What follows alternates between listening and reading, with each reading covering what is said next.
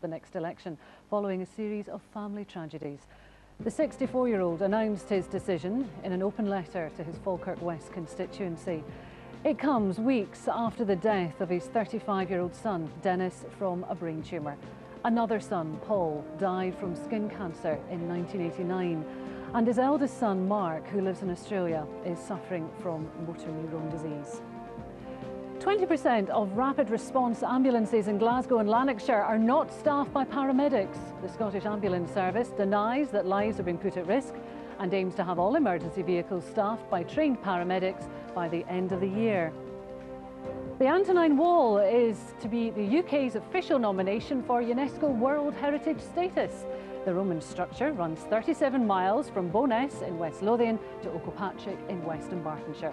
Built in 140 AD, it's the northernmost frontier of the Roman Empire.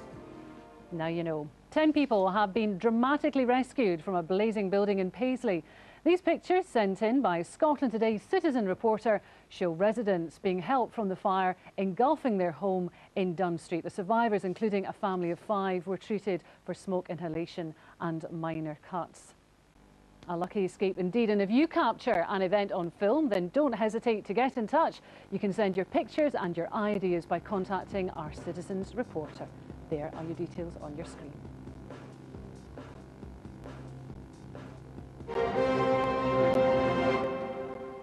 Thousands of people gathered on the banks of the Clyde this afternoon for the launch of the Royal Navy's newest warship. HMS Dauntless is the second of 6 destroyers to be built in Glasgow by BAE Systems in a £6 billion programme that safeguards thousands of jobs. Ewan Petrie reports.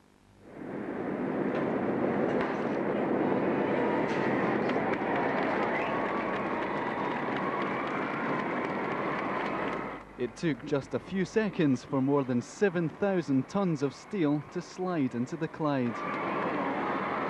Once completed, the makers of HMS Dauntless claim it will be the most advanced warship of its kind in the world. She's got absolute state-of-the-art air defence, anti-missile systems and anti-aircraft systems, and she can provide a sort of umbrella of defence, whether it's defending the future carriers, defending ships carrying troops or equipment to Afghanistan or Iraq, wherever it's going to be in the future, or maybe even defending oil tankers and gas tankers as they go about their business, ships bringing goods into the UK. You know, who knows in the next 30 years what needs defending against missiles. If it was required to, say, go to somewhere for emergency relief, humanitarian relief, it can turn to that role. It can carry Royal Marines on board, a significant number of Royal Marines. So it has been specifically designed to be multi-role.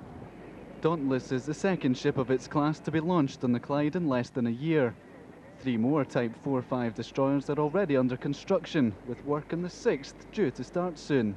We have a population here of well over 3,000 people. We took on 550 people in 2006 to stabilise our workforce, and this sort of work is fundamental to keeping them going for the next few years. HMS Dauntless now takes a short trip downriver to Scotstoun to be fitted out and undergo trials. It's due to be ready for service by 2010. Ewan Petrie, Scotland Today in Glasgow. Fantastic pictures there. Now here's Stephen with all the sport in Scotland Today. Thanks very much, John. Scotland Today understands that the national team could have a new manager as early as tomorrow. Alex McLeish remains the overwhelming favourite for the position.